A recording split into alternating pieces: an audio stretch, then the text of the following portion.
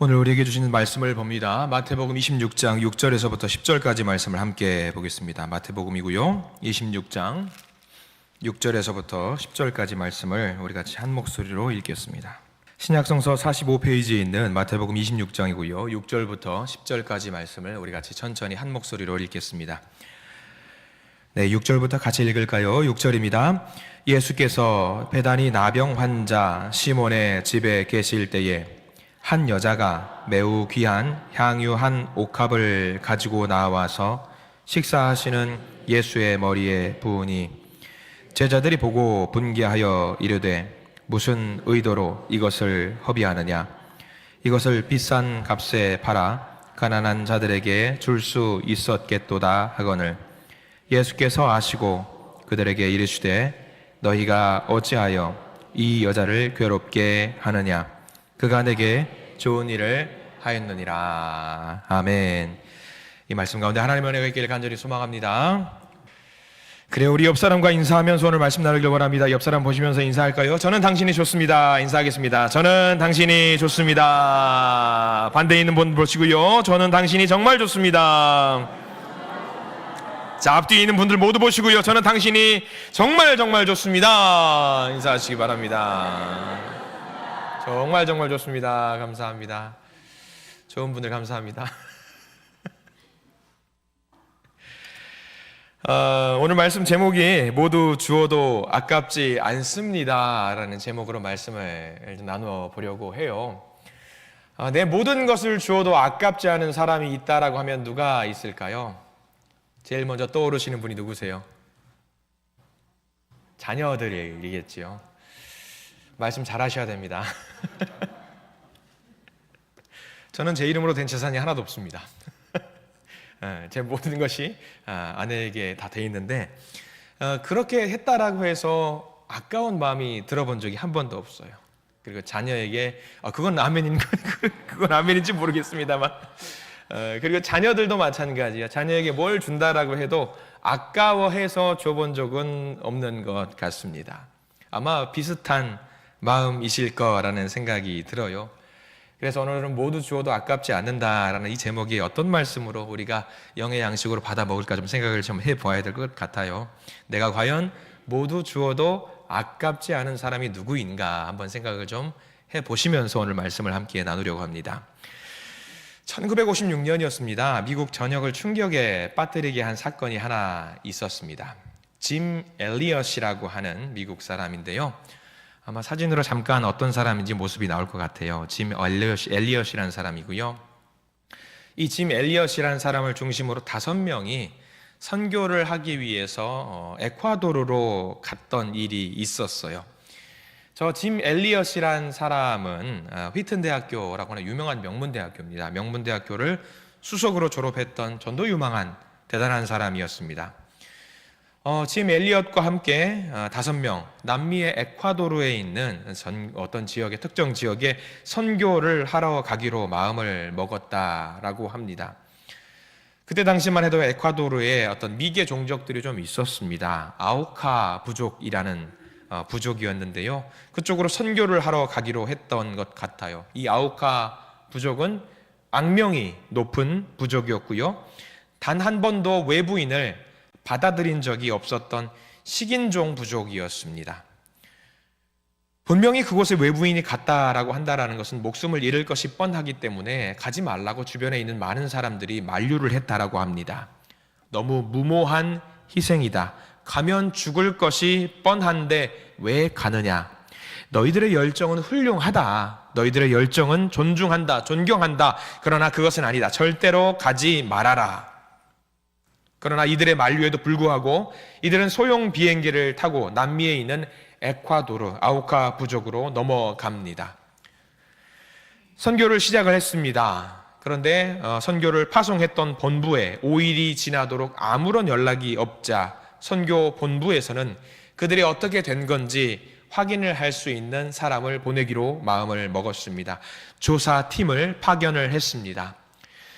조사팀이 갔습니다. 아니나 다를까 해변에는요, 칼과 도끼로 무참히 살해된 청년 5명의 시신이 그대로 방치되어 있음을 발견했다라고 합니다.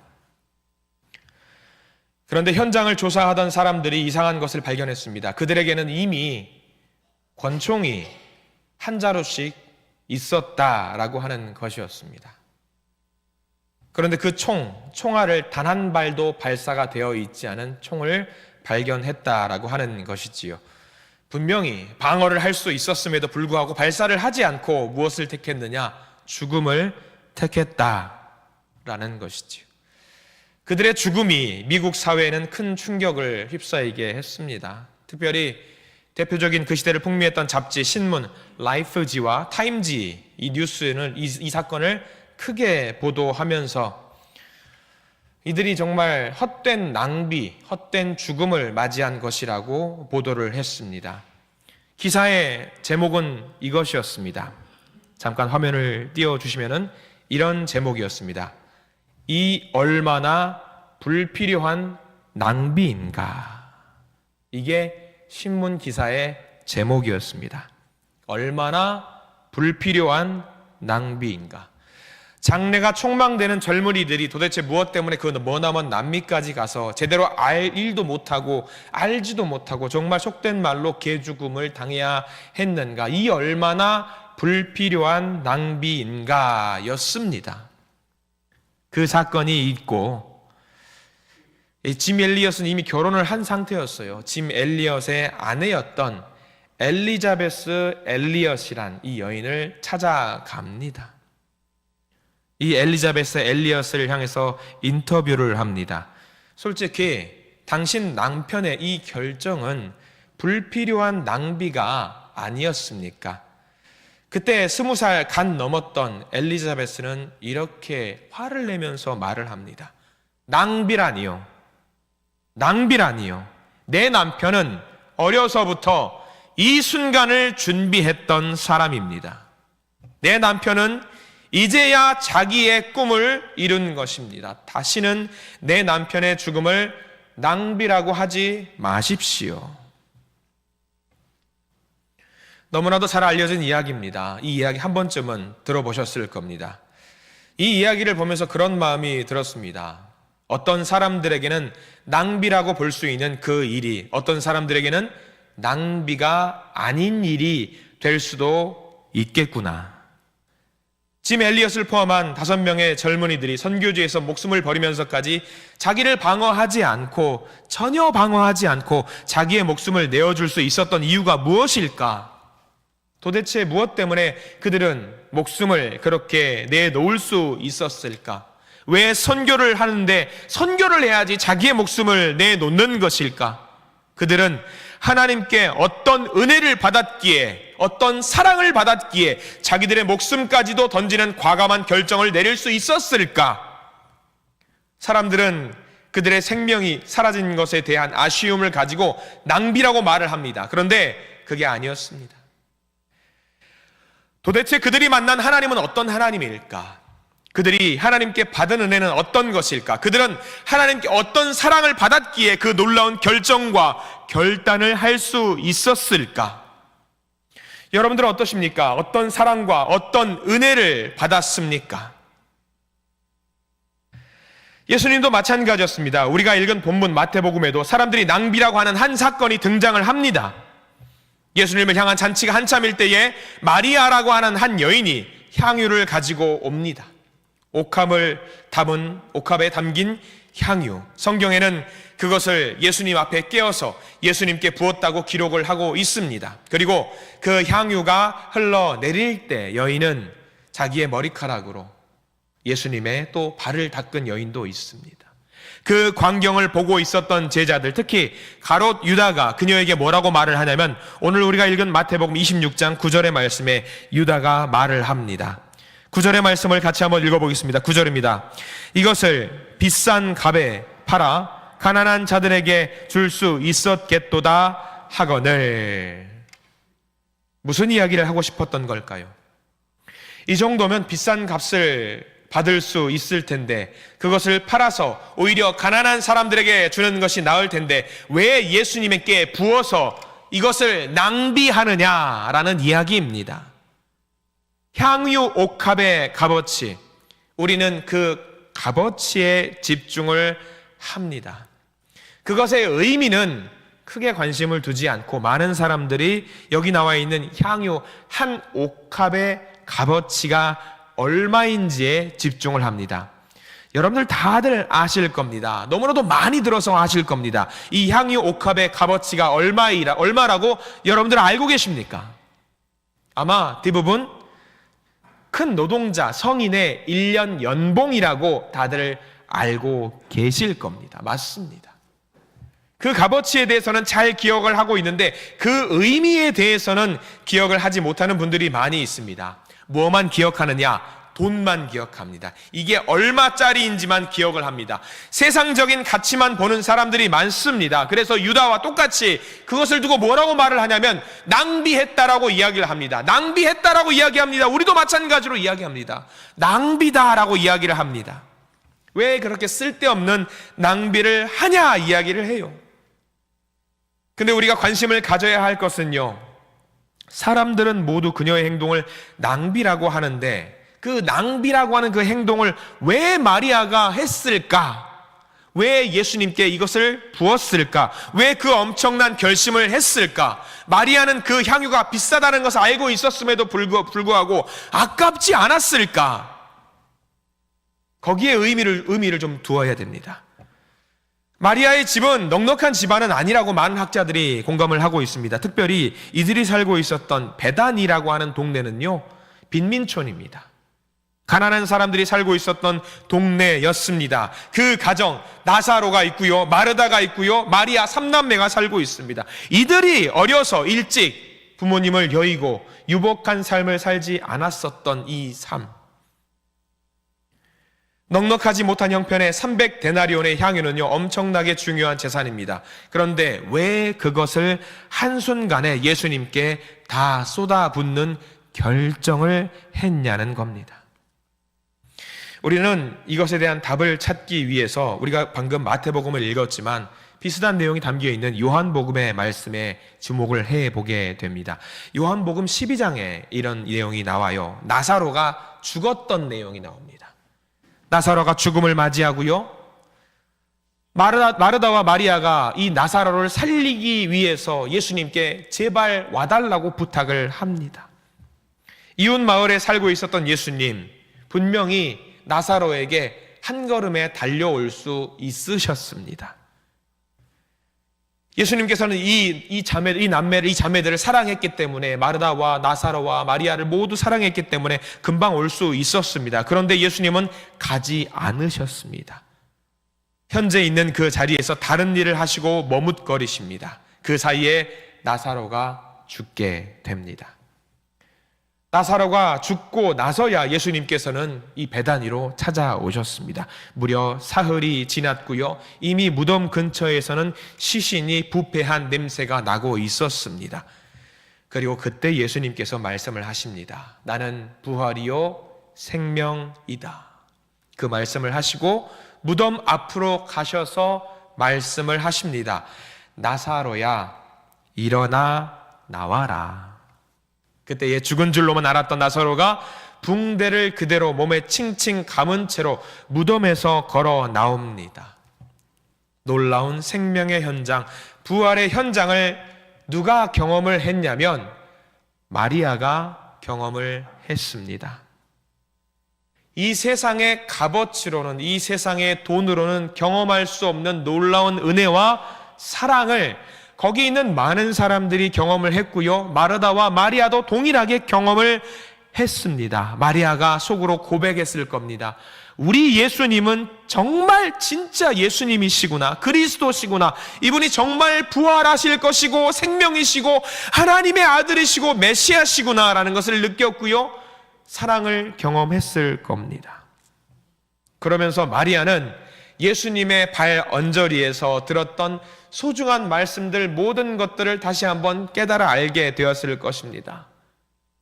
예수님께서 그동안에 했던 말들이 허투루 하셨던 말씀이 아니구나라는 것을 깨달았습니다. 문득 생각이 납니다. 마리아는 무슨 생각을 했을까요? 허투루 하신 말씀이 아닌데 분명히 나한테 그 말씀을 해주셨어. 나는 죽을 것이고 3일 만에 다시 살아날 것이다. 내가 죽어야지만이 너희들이 살 수 있을 것이다 라고 하셨던 말씀이 다 떠오릅니다. 마리아가 마음이 초조해지기 시작합니다. 예수님이 죽는다고? 아직 저렇게 건강하게 살아계신데 얼마 뒤에 죽는다고? 어떡하지? 난 아직 예수님께 내가 보여드릴 수 있는 사랑을 마음껏 다 보여드리지 못했는데 어떡하지? 받은 은혜가 너무 큰데 어떡하지? 이 은혜를 어떻게 보답할 수 있을까? 내가 경험한 이 사랑을 어떻게 갚아드릴 수 있을까? 문제는 시간이 그리 많지 않다라는 것입니다. 성경에서 6월절 엿새 전에 이 사건이 발생했다라고 말씀을 기록이 되어 있는데 이 사건이 일어난 때 6월절 엿새 전, 즉 예수님께서 이제 십자가에 달리시려면 일주일도 남지 않았습니다. 마리아는 알고 있었을 겁니다. 고민했을 겁니다. 기도했을 겁니다. 하나님, 제가 무엇을 할 수 있을까요? 받은 은혜와 받은 사랑, 제가 어떻게 조금이라도 갚을 수 있을까요? 그러다가 생각한 것이 내가 가지고 있는 유일한 재산이라고 할 수 있는 향유가 떠올랐습니다. 큰 돈입니다. 지금 돈으로만 해도 3천만 원, 4천만 원이 되는, 때로는 5천만 원이 될 수 있는 놀라운 값어치가 있는 정말 소중한 것입니다. 학자들은 말을 합니다. 이 당시 여인들이 결혼을 하기 위해서는요, 무엇이 필요하냐면 결혼 지참금이 필요했다고 합니다. 지금은 그런 문화가 많이 희석되기는 했습니다만 우리도 혼수를 하고 적금 통장을 만들고 그런 일들이 좀 있잖아요. 마리아에게 이 향유는요, 결혼 지참금이었습니다. 그래서 이것을 보면서 마리아가 얼마나 행복했을까요? 자기 방에 있는 향유 옥합 보면서 이 향유 옥합은 마리아에게는 꿈이었고 미래였고 행복이었고 즐거움이었고 자기의 전부였을 겁니다. 여러분들도 그런 재산들이 아마 있지 않을까 싶어요. 작은 통장, 얼마 담겨 있지 않은 그 통장을 보면서 현금으로 내가 내 손에 쥐어지지는 않는다고 할지라도 그 통장의 숫자, 얼마 되지 않은 금액이 적혀있는 금액을 보고 행복해하면서 미래를 꿈꿀 수 있었을 겁니다. 아니면 여러분들의 자녀들이 무럭무럭 커가는 모습을 보면서 행복한 마음을 가질 수 있었을 것입니다. 내 삶의 전부, 내가 가진 유일한 것, 내 행복, 그것을 보면서 삶의 위로를 얻고 행복을 얻었을 것입니다. 자기에게는 최고의 것이었고 재산이었습니다. 그런데 마리아는 결단을 합니다. 내가 가진 이것을 예수님을 위해서 내어 드려야겠다. 우리는 이 순간 기억해야 될 것이 하나 있습니다. 무엇이냐면 그 300데나리온 되는 것을 예수님 발에 붓는다? 한순간에 없어진다? 평생 모았는데 아까운데? 그런 생각들을 많이들 하게 됩니다. 그런데 마리아의 심정은 달랐습니다. 주여, 제가 주님에게 드릴 것이 이것뿐입니다. 더 드리고 싶은데 이것뿐입니다. 주님, 죄송합니다. 주님, 미안합니다. 이 향유 옥합을 바라보는 시선이 너무나도 다릅니다. 우리도 마찬가지입니다. 여러분들 삶 속에서 이런 경험들 해보셨을 겁니다. 어떤 사람에게 식사 대접을 할 일이 생겼습니다. 그런데 어떤 분에게 식사 대접을 하는데 10,000원짜리 밥을 한 끼 사주면서도 아까울 때가 있습니다. 사주기 싫다 그런 마음이 들 때가 있습니다. 그런데 어떤 사람에게는요, 10만원짜리 밥을 사주더라도 무슨 생각이 들 때가 있냐면, 야, 너무 부족한데, 뭔가 더 드리고 싶은데, 더 맛있는 것을 사주고 싶은데, 그렇게 비싼 음식을 대접하면서도 마음 가운데 미안하고 죄송한 마음이 드는 사람이 있습니다. 낭비처럼 보이지만 낭비가 아닌 일들이 분명히 있다라고 하는 것이지요. 설교를 준비하다가 그런 이야기를 한번 찾아보았습니다. 원 디사이플이라고 하는 선교 단체를 운영하시는 김성경 전도사님이라고 계셔요. 이분이 유학 시절의 이야기를 잠깐 하실 때가 있었어요. 유학을 가서 친한 형과 같이 유학을 하게 되었습니다. 마지막 졸업 학기였습니다. 굉장히 바쁩니다. 졸업 시험도 치러야 되고요. 논문도 써야 되고요. 정신없이 공부도 하고 시험 준비도 하고 논문도 써야 되는데 같이 지내던 형이 이상한 짓을 하더라는 거죠. 정말 1분 1초가 아까운 그 시간대에 공부는 하지 않고 논문도 쓸 준비도 하지 않고 자꾸 자리를 비우는 거예요. 공부를 하지 않고 어딘가 자꾸 다녀오는 거예요. 그래서 저녁에 어디를 가냐고 자꾸 물어보고 봤더니 고국에서 친구가 왔다라는 거예요. 친구가 왔는데 중요한 것은 여자예요. 여자가 왔는데 왜 주여 하시네. 공항에 가서 배웅도 해야 되고 알아봐 줘야 되고 집을 사는 것도 알아봐 줘야 되고 도와줘야 되고요. 필요한 물품도 사줘야 되고 이제 막 왔으니까 언어도 잘 안 돼요. 아무리 영어를 잘 한다라고 할지라도 뭐 영어 말 한마디 하려 치면 이게 쉽지 않습니다. 저희 형이 캐나다에 유학을 갈 때에 영어를 제법 잘하는 형이었습니다. 그런데 문구점에 풀 하나 사러 갈 때 며칠이 걸렸냐면 일주일이 걸렸대요. 영어를 잘해요. 이렇게 말하면 되겠다라고 생각하고 풀 하나 주세요 그 말 하기까지가 일주일이 걸렸대요. 그래서 저희 형이 캐나다에서 극장에서 혼자 영화를 보러 가고 싶어서 영화를 보러 가기까지 며칠이 걸렸냐면 무려 며칠이 걸렸을까요? 한 달이 걸렸답니다. 극장 가서 티켓 주세요. 이 영화 보고 싶어요. 몇 시 영화를 보기를 원합니다. 해가지고 거기까지 들어가는 데까지가 한 달이 걸렸대요. 굉장히 쉽지 않은 일입니다. 마찬가지였겠지요. 그 김성경 전도사님이 아는 그 형님이 한국에서 누군가 왔는데 그분을 도와주고 그분의 일을 할 수 있도록 만들어주기 위해서 시간을 그렇게 썼다라고 하는 거예요. 그래서 김성경 전도사님이 그랬답니다. 아니 형, 지금 우리 졸업학기다. 굉장히 중요한 시간인데 형, 지금 시간을 너무 낭비하고 있는 것 아니냐. 정신을 좀 차려. 여자친구가 아니었어요. 그냥 요즘 말로 하면 여사친, 여자, 사람, 친구. 그 여사친을 위해서 그렇게 도와주고 했다라는 거예요. 그냥 씩 웃고 말더라는 거죠. 그리고 그렇게 바쁘게 나날을 보냈는데 2개월 후에 청첩장이 왔답니다.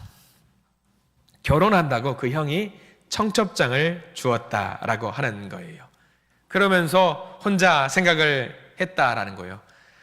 문자를 딱 보냅니다. 형, 그 시간들이 낭비가 아니었네. 결코 낭비하는 시간이 아니었네.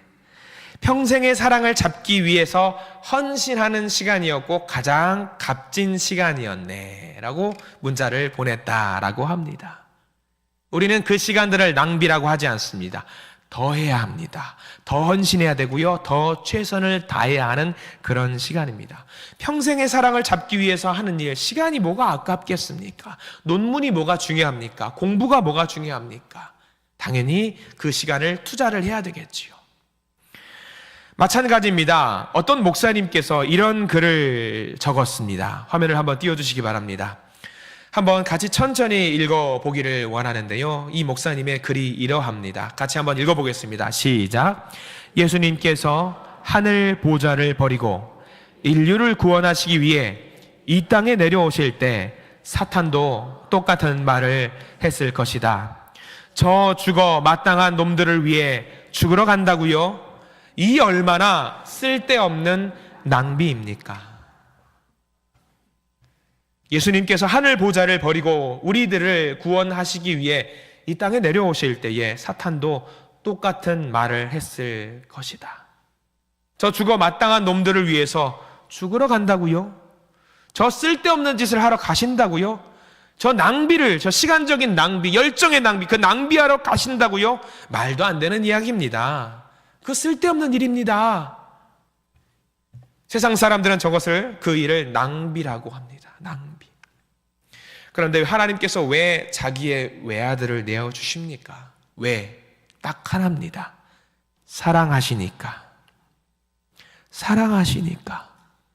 사랑하는 자에게 주는 시간, 사랑하는 자에게 주는 재산, 사랑하는 자에게 주는 섬김과 헌신은 낭비가 아닙니다. 더 귀한 것을 주어도 부족합니다. 우리가 신앙생활을 할 때의 모습을 한번 되짚어 보시기 바랍니다. 여러분들이 신앙생활, 믿음생활 하면서 우리에게 주님은 얼마짜리입니까? 우리는 주님을 위해서 무엇을 준비하고 있습니까? 아무것도 아닌 것을 주님께 드리면서 시간과 재능과 물질을 드리면서 마치 내가 무언가 대단한 일을 한 것처럼 착각하고 있는 것은 아닙니까?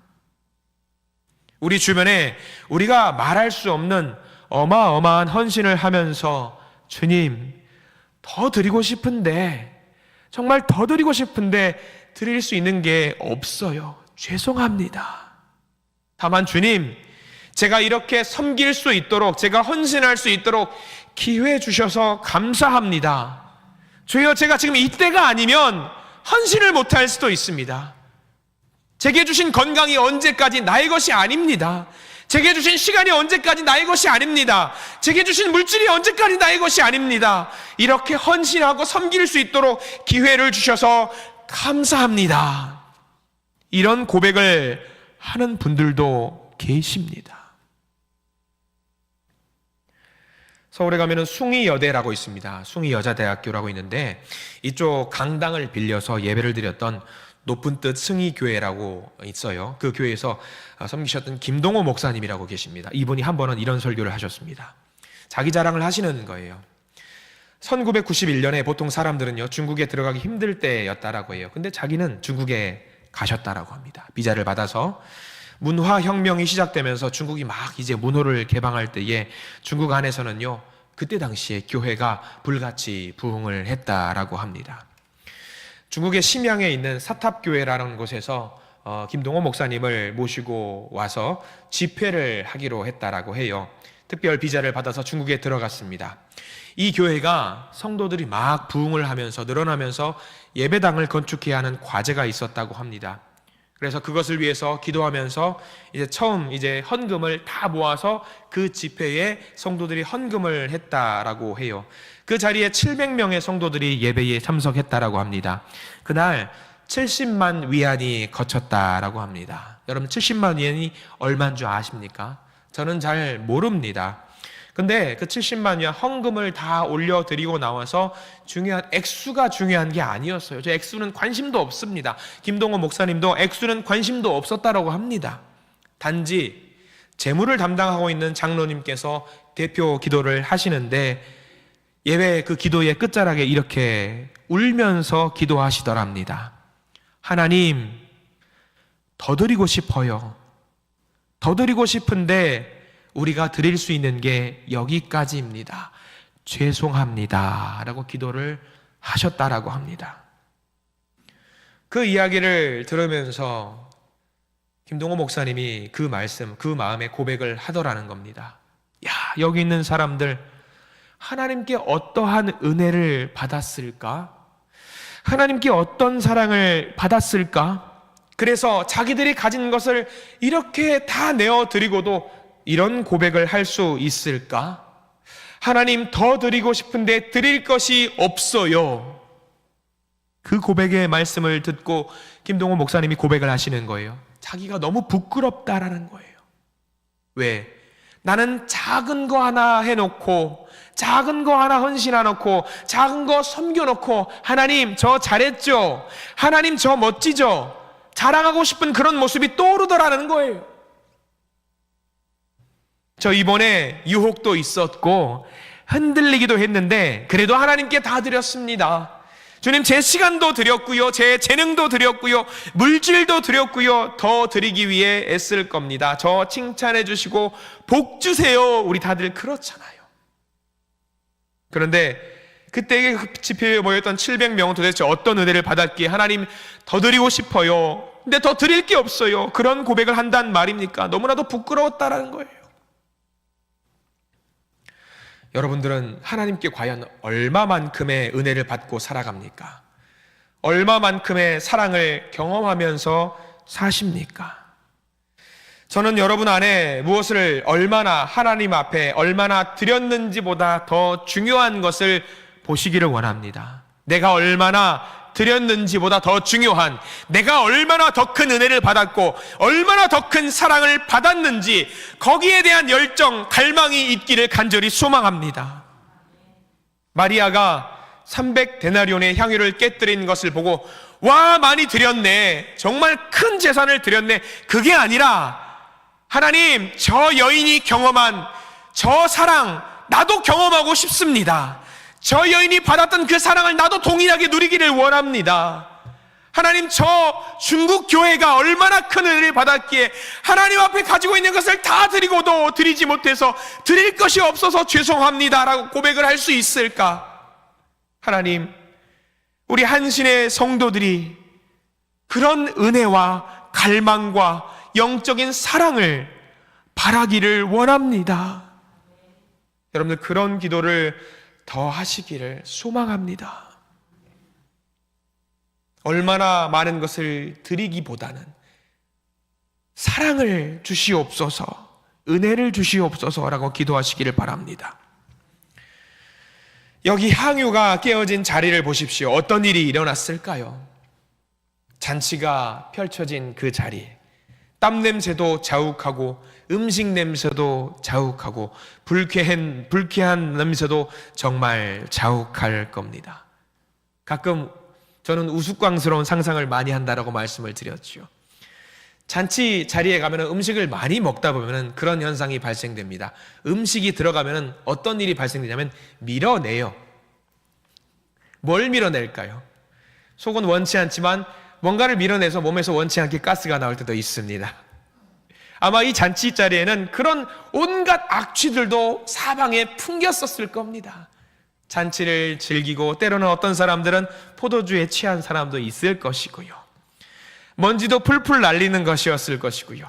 분명히 이런 정신없는 상황과 악취들도 있었을 것입니다. 그런데 한 사람의 헌신으로 그 자리에 무슨 일이 발생됐을까요? 귀한 향기가 나는 복의 자리로 바뀌었습니다. 제자들이 그 여인에게 낭비했다라고 질책할 때에 예수님이 뭐라고 말씀하셨냐면, 오늘 마태복음 26장 10절 말씀, 예수님이 고백을 하시는 내용이 담겨 있습니다. 우리 10절 말씀을 같이 한번 읽어볼까요? 시작. 예수께서 아시고 그들에게 이르시되 너희가 어찌하여 이 여자를 괴롭게 하느냐? 그가 내게 좋은 일을 하였느니라.